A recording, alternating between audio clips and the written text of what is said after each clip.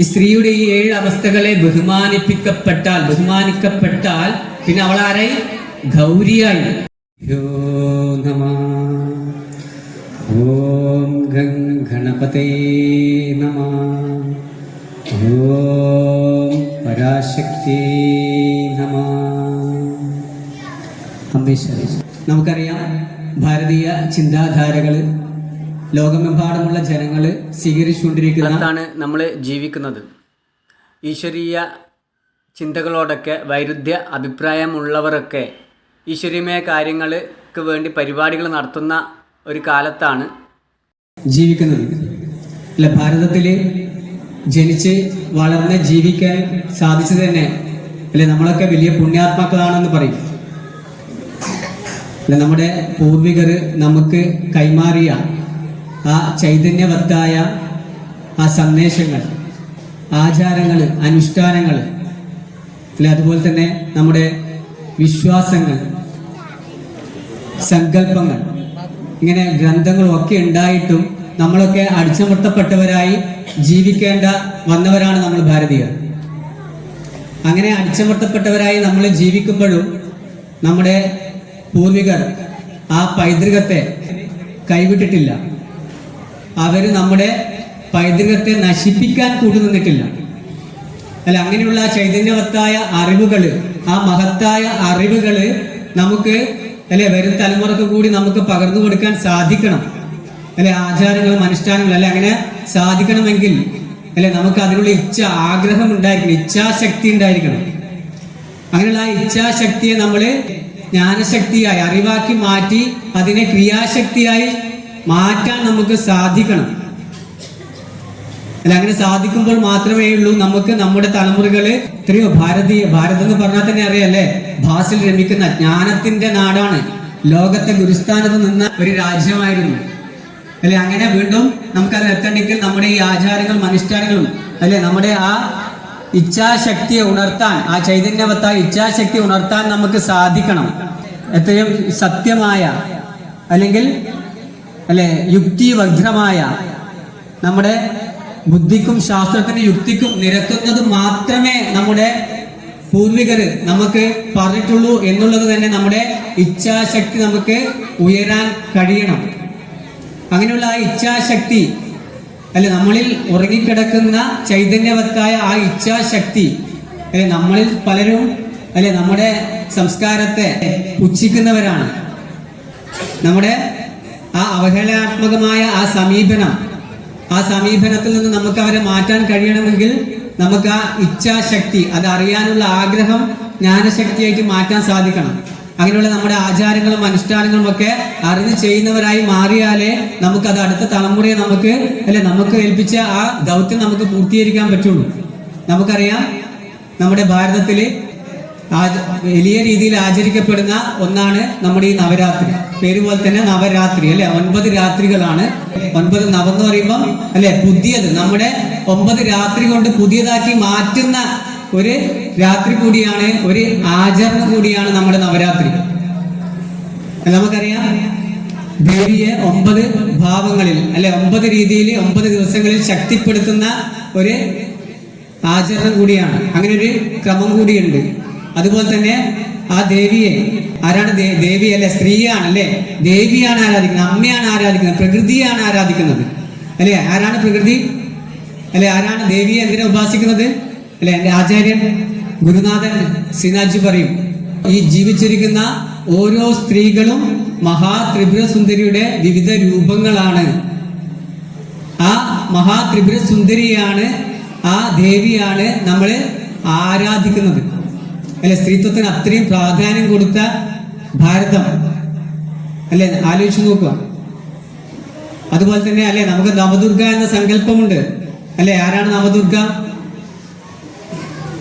അല്ലെ? നമുക്കറിയാം, പ്രഥമം ശൈലപുത്രീജ, ദ്വിതീയം ബ്രഹ്മചാരിണി, തൃതീയം ചന്ദ്രഗണ്ഡേതി, കൂഷ്മാണ്ഡേതി ചതുർത്ഥകം, പഞ്ചമം സ്കന്ദമാദേതി, ഷഷ്ടം കാത്യായനീതി ച, സപ്തമം കാളരാത്രീതി, മഹാഗൗരീതി ചാഷ്ടമം, നവമം സിദ്ധിദാത്രി ച, നവദുർഗായ പ്രകീർത്തിത അല്ലെ. 9 ഭാവങ്ങളിൽ, 9 ഭാവങ്ങൾ എന്ന് പറയുമ്പോൾ ഒരേ സ്ത്രീയുടെ 9 അവസ്ഥകളെയാണ് പൂജിക്കുന്നത്.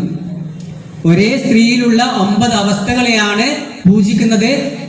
ഗുരുനാഥൻ എപ്പോഴും പറയും, ഈ 9 അവസ്ഥകളെ ലോകത്തുള്ള ഓരോ ആളുകളും പൂജിക്കപ്പെടേണ്ടതാണ്. ഒരു സ്ത്രീയിലുള്ള ഈ 9 അവസ്ഥകളെ ലോകത്തുള്ള ഓരോ ആളും പൂജിക്കേണ്ടതാണെന്ന് ഗുരുനാഥ് ശ്രീനാഥ്ജി എപ്പോഴും പറയും. അല്ലെ, എന്താണ്? പ്രഥമം ശൈലപുത്രി. ആരാണ് ശൈലപുത്രി? അല്ലെ, നമുക്കറിയാം. അല്ലെ, പർവ്വതത്തിന്റെ മകളാണ്. പർവ്വതം എന്ന് വെച്ചാൽ നമുക്കറിയാം, പർവ്വതത്തിന്റെ പുത്രി. പർവ്വതം എന്ന് വെച്ചാൽ വലുതാണ്. അല്ലെ, ഒരു സ്ത്രീയെ സംബന്ധിച്ച് ഏറ്റവും വലുതാരാണെന്ന് ചോദിച്ചാൽ, അല്ലെ, ഒരു സ്ത്രീയെ സംബന്ധിച്ച് ഏറ്റവും വലുതാരാണെന്ന് ചോദിച്ചാൽ പറയാ അച്ഛനാണെന്നാണ്. ഒരു സ്ത്രീയെ സംബന്ധിച്ച് ഏറ്റവും വലുത് അവരുടെ അച്ഛനാണ്. അല്ല, അച്ഛന്റെ കൂടെ നിൽക്കുമ്പോഴുള്ള ആ ഒരു സംരക്ഷണം ലോകത്ത് എവിടെ പോയാലും ലഭിക്കില്ല എന്നാണ് പറയുക. ആ അച്ഛന്റെ കൈപിടിച്ച് കുടുംബത്തോടൊപ്പം താമസിക്കുന്ന, ആ സുരക്ഷിതത്വത്തിൽ നിൽക്കുന്ന ആ പുത്രിയാണ് ശൈലപുത്രി. അങ്ങനെയുള്ള ആ അച്ഛന്റെ കൈപിടിച്ച് കുടുംബത്തിൽ സന്തോഷത്തോടെ സംരക്ഷണത്തിൽ നിൽക്കുമ്പോൾ അവൾക്കൊരു തീരുമാനം എടുക്കേണ്ടി വരും. എന്താണ് ആ തീരുമാനം? ഇന്നേ വരെ കണ്ടിട്ടില്ലാത്ത അല്ലെങ്കിൽ തീരെ പരിചയമില്ലാത്ത ഒരാളുടെ കൂടെ അയാൾക്ക് ജീവിതം ഉണ്ടാക്കാൻ വേണ്ടി തൻ്റെ കുടുംബവും തൻ്റെ വീടും തൻ്റെ ഇഷ്ടങ്ങളും തൻ്റെ ആഗ്രഹങ്ങളും ഒക്കെ ഉപേക്ഷിച്ച് മറ്റൊരു കുടുംബത്തിലേക്ക് പോകാൻ എടുക്കുന്ന ആ തപസ്, ആ ഒരു ഭാവം, ആ തപസ്സാണ് ബ്രഹ്മചാരിണി. അതിന് ആരാധിക്കപ്പെടേണ്ടതാണ്. പുരുഷന്മാർക്ക് അങ്ങനെ കഴിയില്ല എന്ന് എനിക്ക് മനസ്സിലാണ്. പുരുഷന്മാർക്ക് അങ്ങനെ കഴിയില്ല. സ്വന്തം കുടുംബത്തെയും സ്വന്തം ഇഷ്ടങ്ങളെയും സ്വന്തം ആഗ്രഹങ്ങളെയും സ്വന്തം സ്വപ്നങ്ങളെയും ഒക്കെ ഉപേക്ഷിച്ച് മറ്റൊരു കുടുംബത്തിൽ പോയാൽ നമുക്ക് അറിയില്ല ആ കുടുംബത്തിൽ എങ്ങനെയാണെന്ന്, അവരുടെ സ്വഭാവം എങ്ങനെയാണ്, ആ കുടുംബത്തിലൊക്കെ ആരൊക്കെ ഉണ്ട്, ഇനി എൻ്റെ ഭാവി എന്തായിരിക്കും, അങ്ങനെയൊന്നും അറിയില്ല. അങ്ങനെ ഒരു തീരുമാനമെടുക്കുന്ന ആ ഒരു അവസ്ഥയാണ്, ആ ഒരു മനസ്സാണ്, അത് ആരാധിക്കപ്പെടേണ്ടതാണ്. അതാണ് ബ്രഹ്മചാരിണി, ആ തപസ്. അങ്ങനെ തൃതീയം ചന്ദ്രകണ്ഠ. എന്താണ് ചന്ദ്രകണ്ഠ? ശിവന്റെ കലയാണ്. അങ്ങനെ ആ ഒരു പുരുഷൻ ആ ഭർത്താവിനോട് ചേർന്ന് നിൽക്കുന്ന, ആ ഭർത്താവിനോട് ചേർന്ന് നിന്ന് ജീവിതം ആരംഭിക്കുന്ന ആ ഒരു അവസ്ഥയാണ്. അത് പൂജിക്കപ്പെടേണ്ടതാണ്. തന്റെ ഭർത്താവിനോട് ചേർന്ന് ഭർത്താവിൽ നിന്ന് അന്യമല്ലാത്ത ആ അവസ്ഥ, അതാണ് ചന്ദ്രകണ്ഠ.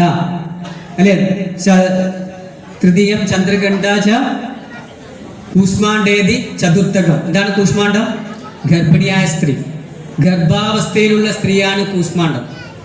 ഗർഭാവസ്ഥ എന്ന് വെച്ചാൽ പ്രസവ വേദന. ലോകത്തെ ഏറ്റവും വലിയ വേദനയാണെന്നാ പറയാ പ്രസവ വേദന.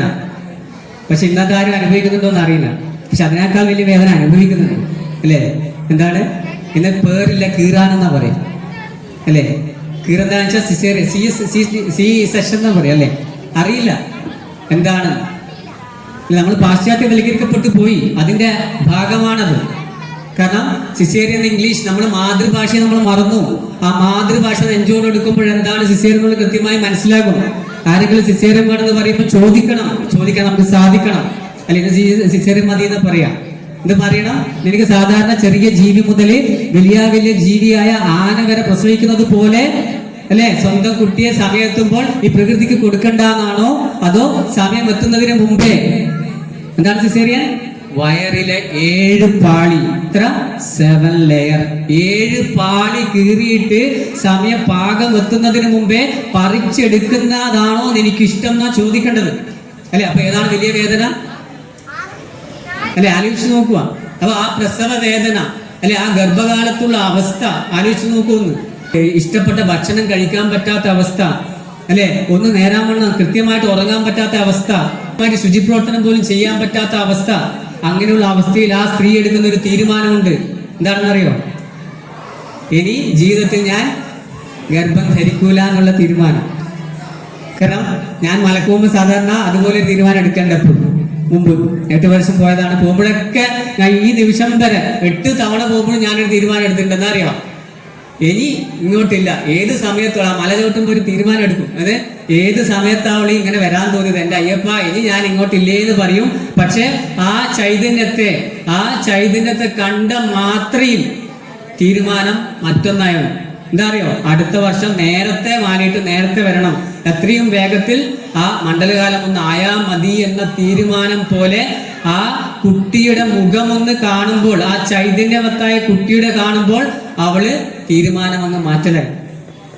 അല്ലെ, എത്ര പരിപാവനമായ, അല്ലെ, ആലോചിച്ച് നോക്കിയ സ്ത്രീത്വത്തിന് അത്രയും വില കൽപ്പിച്ച, അത്രയും പ്രാധാന്യം കൊടുക്കുന്ന സംസ്കാരം. പഞ്ചമം സ്കന്ദമാത, അഞ്ചാമത് സ്കന്ദമാതയാണ്. സ്കന്ദമാത വെച്ചാൽ കുട്ടിയെ വളർത്തുന്ന അമ്മ.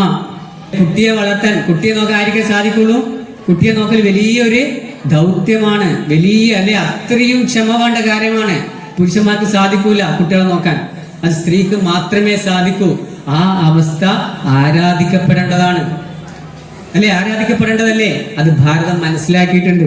അതുപോലെ തന്നെ ഷഷ്ടം കാത്യായനി. കാത്യായനിയാണ് ആറാമത്. ആരാണ് കാത്യായനി? യുദ്ധോത്സുകതയായ ദേവിയാണ്. അല്ലെ, എപ്പോഴാണ് ഒരു സ്ത്രീ യുദ്ധോത്സുകിയാവാം? അല്ലെ, നിങ്ങളൊക്കെ എപ്പോഴും ഉദ്വത്സുകിയാവാം? നമ്മുടെ മക്കൾക്ക് എന്തെങ്കിലും ആപത്ത് സംഭവിക്കുമ്പോൾ, അല്ലെങ്കിൽ എന്തെങ്കിലും ഒരു വിപത്ത് വരുമ്പോഴാണ് നമ്മളിൽ ആ സ്ത്രീയിൽ ആ യുദ്ധോത്സുകത കാണാൻ പറ്റുക. തന്റെ കുടുംബത്തിനോ തന്റെ മക്കൾക്കോ എന്തെങ്കിലും ഒരു ആപത്ത് വരുമ്പോൾ ഒരു സ്ത്രീ ഏതറ്റം വരെ പോകും, തയ്യാറാവും. പുരുഷനത് സാധിക്കുമെന്ന് എനിക്കറിയില്ല. അത്രയും, അല്ലെ, ആ ഒരു അവസ്ഥയെ ആരാധിക്കപ്പെടേണ്ടതാണ്, അല്ലെ. സപ്തമം കാളരാത്രി, അല്ലെ. കാളരാത്രി എന്താണ്? നമ്മൾ പറയും, അല്ലെ, ഇന്നലെ കാളരാത്രി എന്താണ്? ഉറക്കമില്ലാത്ത അവസ്ഥ. ആ ഉറക്കമില്ലാത്ത അവസ്ഥ ഒരു സ്ത്രീക്കുണ്ട്. എപ്പോഴാണ് ആ ഉറക്കമില്ലാത്ത അവസ്ഥ? എപ്പോഴാണ്? ആർത്തവകാലം, അല്ലെ. ആർത്തവകാലമാണ് ആ ഉറക്കമില്ലാത്ത അവസ്ഥ. വലിയൊരു മാനസിക അവസ്ഥയിലൂടെ കടന്നു പോകുന്ന ആ ഒരു സമയം, അത് മറ്റാർക്കും പറഞ്ഞാൽ മനസ്സിലാവില്ല എന്നാ പറയാം. അത്രയ്ക്കും, അല്ലെ, വലിയ സ്വന്തം, അല്ലെ, ആ ഒരു ഡിപ്രഷൻ, അത്രയും മാനസികമായിട്ട് വലിയ പ്രയാസമുള്ള ആ ഒരു ദിവസം, എല്ലാത്തിനോടും ഇഷ്ടമില്ലാത്ത അവസ്ഥ, പലതിനോടും, അല്ലെ, നമുക്ക്, അല്ലെ, ഒറ്റപ്പെടുന്ന പോലെ ഒരു തോന്നലുണ്ടാകുന്ന അവസ്ഥ. ആ അവസ്ഥ, അല്ലെ, പൂജിക്കപ്പെട്ടതാണ്, പൂജിക്കപ്പെടേണ്ടതാണ്. അത് നമുക്ക് അറിവില്ലായ്മ, നമ്മൾ നേരത്തെ പറഞ്ഞ ആ ജ്ഞാനശക്തി ഇല്ലാത്തത് കൊണ്ട് നമ്മൾ അറിയാതെ പോയി. ആ ഭാരതം, അല്ലെ, ഒരു പെൺകുട്ടി ഋതുമതിയാകുമ്പോൾ ഒരു ദേവിയെ, ത്രിപുര സുന്ദരിയെ പൂജിക്കുന്നത് പോലെയാണ് പൂജിക്കുക. നമ്മളിന്ന് അത് അറിയില്ലെങ്കിൽ ആ സമയത്ത് നമ്മൾ എന്ത് ചെയ്യും?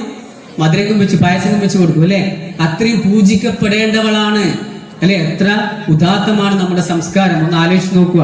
നവമം, അല്ലെ, മഹാഗൗരീതി ചാഷ്ടമം, അല്ലെ, മഹാഗൗരിയാണ്, അല്ലെ. ഈ ഏഴ് അവസ്ഥകളെ ബഹുമാനിച്ചാൽ, ഈ സ്ത്രീയുടെ ഈ ഏഴ് അവസ്ഥകളെ ബഹുമാനിക്കപ്പെട്ടാൽ പിന്നെ അവൾ ആരായി? ഗൗരിയായി. ഗൗരി എന്ന് വെച്ചാൽ എല്ലാം നൽകുന്നവളായി, അല്ലെ. ശക്തി കൊടുക്കുന്നവളായി ആ കുടുംബത്തിന്. അങ്ങനെ ശക്തിയുറ്റ മഹാഗൗരിയായിട്ട് ആരാധിക്കുന്ന ദിവസമാണ്, അല്ലെ, എട്ടാമത്, അല്ലെ. അടുത്തത് നവമം സിദ്ധിദാത്രി. ആരാണ് സിദ്ധിദാത്രി? അതിന് അടുത്ത ഘട്ടം എന്താണ്? മഹാലക്ഷ്മി. എല്ലാ ഐശ്വര്യങ്ങളും എല്ലാം കൊടുക്കുന്നവളാണ് അമ്മ. ഈ, അല്ലെ, ഈ പ്രകൃതീശ്വരി അതേ ഭാവത്തിലിരിക്കുന്ന ആളാണ് ആര്? ആലോചിച്ച് നോക്ക്, എത്ര ഉദാത്തമായ, അല്ലെ, എത്ര നാരിസ്തു പൂജ്യന്തേ രമന്തേ തത്ര ദേവത എന്നാണ് നമ്മുടെ പൂർവികന്മാർ, അല്ലെ, പറഞ്ഞത്. എന്താണ്? എവിടെയാണോ സ്ത്രീ പൂജിക്കപ്പെടുന്നത് അവിടെ മാത്രമേ ദേവത വസിക്കുകയുള്ളൂ. അതുകൊണ്ട് എവിടെയാണ്? നമ്മുടെ കുടുംബത്തിലുള്ള ഓരോ സ്ത്രീകളും ബഹുമാനിക്കപ്പെടണം, എല്ലാവരും, അല്ലെ, ഈ ഒരു രീതിയിൽ ആരാധിക്കപ്പെടണം. ഇതിനെ അറിയണം. ആ നേരത്തെ ആ ഒരു ഇച്ഛാശക്തി നമുക്കുണ്ടാണ്, അറിയാനുള്ള ആഗ്രഹം. അങ്ങനെ നമ്മുടെ തലമുറ ആചരിക്കപ്പെടുന്ന, അല്ലെ, അറിഞ്ഞു ചെയ്യുന്നത് ആചാരം, അറിയാതെ ചെയ്യുന്നത് അനാചാരം. ഇങ്ങനെ അനാചാരത്തിൽപ്പെട്ട് കിടക്കുകയാണ് നമ്മൾ. ആചരിക്കേണ്ടത് എന്തിനാന്ന് അറിയില്ല, അല്ലെ. അപ്പൊ അറിഞ്ഞു ചെയ്യുന്നത് ആചാരം, അറിയാതെ ചെയ്യുന്നത് അനാചാരം. അറിഞ്ഞു ചെയ്യുമ്പോഴാണ് നമുക്ക്, അല്ലെ, അടുത്ത വരുന്ന തലമുറക്ക് നമുക്ക് ഈ ഫിലോസഫി പറഞ്ഞു കൊടുക്കണമെങ്കിൽ നമ്മൾ അറിഞ്ഞിരിക്കണം. ഇല്ലെങ്കിൽ ഇവര്, അല്ലെ, പല കാര്യങ്ങളും. അതുകൊണ്ട് അങ്ങനെ ഈ ഒരു 9 അവസ്ഥകൾ, സ്ത്രീയിലുള്ള ഈ 9 അവസ്ഥകളെ പൂജിക്കണം. അങ്ങനെ പൂജിക്കുന്ന, ആ ശക്തിപ്പെടുത്തുന്ന ഒരു ദിനമാണ്, ആ ശക്തിക്കുള്ള പൂജിക്കേണ്ട ആ ഒരു സമയമാണ് ഈ നവരാത്രി. അതുകൊണ്ട് തന്നെ ആ പൂജിക്കപ്പെടണം. ഈ അറിവ് എല്ലാവരിലും എത്തിക്കണം. ഇങ്ങനെ ലോകത്തിന് ഈ അറിവ് നൽകിയ ആ ഭാരതം ബാസിൽ വീണ്ടും ആ 1ാം സ്ഥാനത്ത്, അല്ലെ, ഗുരുസ്ഥാനത്ത് തന്നെ നിൽക്കണം. ഇത്ര മാത്രം. നിങ്ങളൊക്കെ ഈ പൂജയെക്കുറിച്ചും കാര്യങ്ങളെ കുറിച്ചൊക്കെ മനസ്സിലാക്കണം, ചോദ്യങ്ങൾ ചോദിക്കണം. ഇവിടെ സത്സംഗം നടക്കേണ്ട, അതുപോലെ എല്ലാ കാര്യങ്ങളും നിങ്ങൾക്ക് വേണ്ടത് ഇവിടെ ഒരുക്കിയിട്ടുണ്ട്. നിങ്ങൾ ആ ഇച്ഛാശക്തി, അറിയാനുള്ള ആഗ്രഹം ഒന്ന് അറിയിച്ചാൽ മാത്രം മതി.